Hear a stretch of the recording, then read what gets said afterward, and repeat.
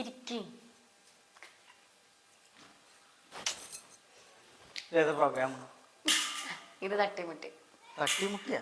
ആ, തട്ടിമുട്ടി ചട്ടിയും കുട്ടിക്കാലും കണ്ടുകൊണ്ടിരിക്കല് തന്നെ നമുക്ക് ഇവിടെ പണിയില്ലേ? കോമഡിയാണ്, നല്ല രസമാണ്, നിങ്ങൾ കാണരുത്. അപ്പൊ കുട്ടികളും തന്നെ കാണല്?